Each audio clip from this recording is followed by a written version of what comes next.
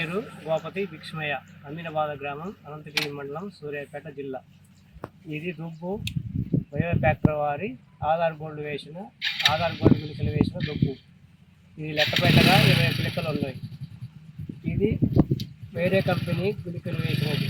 ఈ దుబ్బు 10 పిలకలు మాత్రమే ఉన్నాయి.